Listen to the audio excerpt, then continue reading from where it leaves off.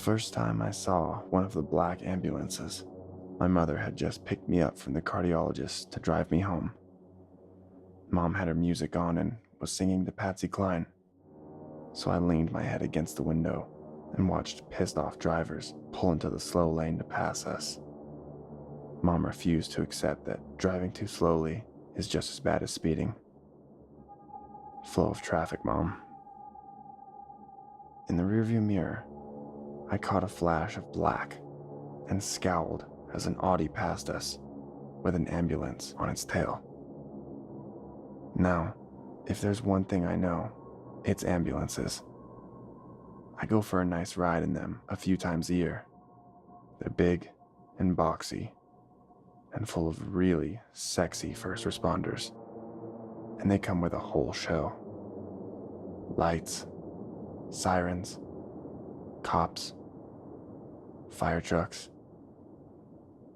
Once, the house across the street caught fire at the same time I developed chest pains, and my little suburban street turned into a morbid rave. Of course, this means I also know what ambulances aren't. Like black or silent, especially when running under lights.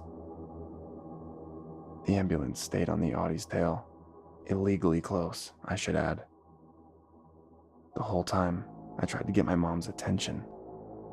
"Stacy," she finally said, slowing down even more.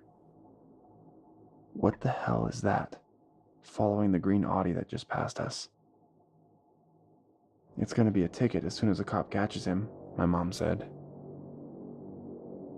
"You didn't see the black thing?" I asked in response. "What? The pickup? He's not even in the same lane." I sighed. Never mind. Mom misses a lot, especially when she's driving. However, you'd have to be deaf, blind, and dead to miss a giant black ambulance glued to someone's bumper. We stopped at a local hot dog joint for some lunch. My shoulder popped out of joint when I got out of the car, but I got it back in before Mom could see. She had a monster kielbasa in a bun and gave me a nasty look when I snatched some of her fries. I turned to the TV while I ate them. They went cold and dry in my throat when I saw the Audi from the highway on a news flash. It blew a tire and veered into an underpass pylon. No survivors. I must have gone pale because Mom took my wrist and counted my pulse, and when she finished, she stood from our booth. "Hang on a minute, kiddo. I'll get a box so you can get home and rest."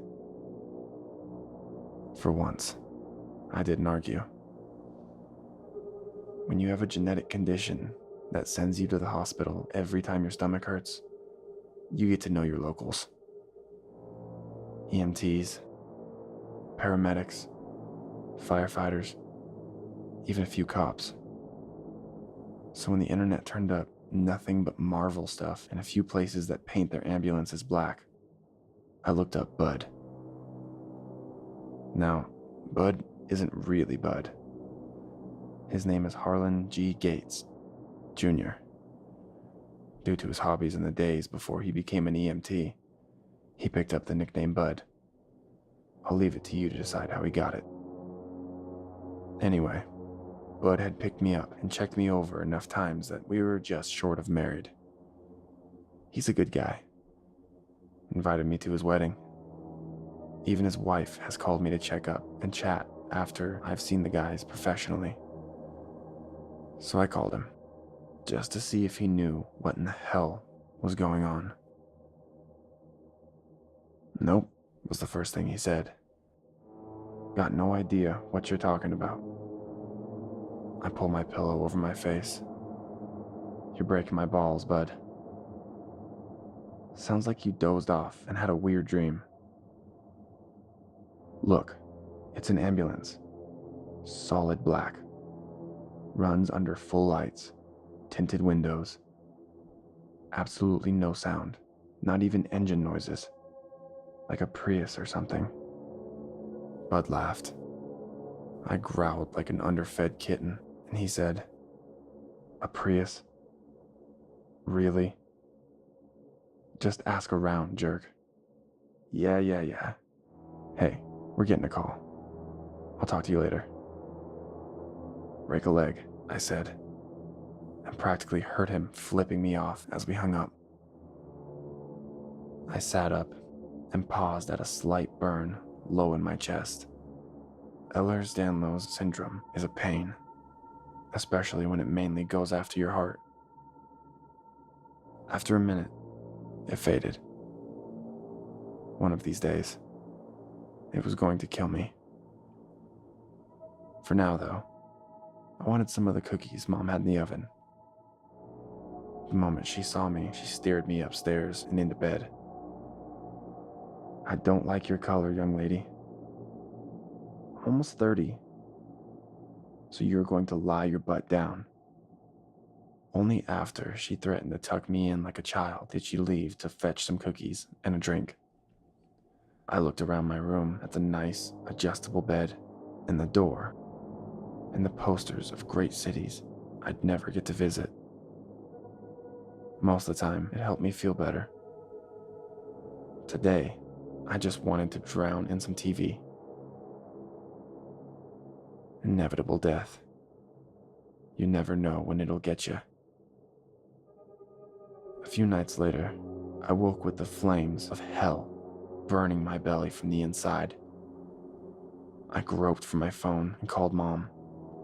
She might be just down the hall, but she can, and once did, sleep through a tornado. "Huh?" she said after 27 rings, and shushed my dad's grumble. "Mom, call 911. Her sheets rustled as she sat up. "Right away, honey." I lay back as Mom hung up. The burning in my belly inched towards my chest. Closing my eyes, I begged anything in the universe that this was just a kidney stone, appendicitis, gallstones. Anything but what it had to be. The ambulance arrived in a cataclysm of lights and sirens. Bud rushed the guys into my room. One look, and tilted his head towards the mic clipped to his shirt. 29-year-old female, Ehlers-Danlos, vascular type, possible aortic, dissection. Getting her to St. Michael's ASAP. He grasped my hand for a moment, and they strapped me to the gurney. A couple of minutes later, I lay inside the ambulance, staring at the ceiling as the guys strapped every possible monitor to my body. "You'll be okay," Bud said, as we tore into traffic. He kept still, his hand atop mine. His eyes, though dark and gentle, may as well have been a wall. The siren sounded miles away. I closed my eyes and let the ambulance's rocking lull me to fear. I didn't want to die. I wanted to go to the cities on my walls. London, Edinburgh, Nairobi, Machu Picchu, Honolulu, Seoul, all over the world. "I don't want to die," I said, and Bud rubbed my hand. "I know, kiddo." I lifted my head, but a wash of dizziness stopped me from looking around. It was only when we got to St. Michael's ambulance bay that I started feeling better. Appendicitis, gallstones. Maybe dinner was bad. I just needed to throw up. I lifted my head at a flash of light through the rear windows. Lights flashed. No siren so close to the hospital. I tugged Bud's hand and nodded at the black ambulance waiting behind ours. "Bud?" "Shh," he said, staring at the thing. I squeezed his hand as tightly as I could. "Do you think people know when they're going to die?" Bud shook his head, his eyes shimmering more than they should, and snorted in a breath. "I hope not, Stace. God, I hope not."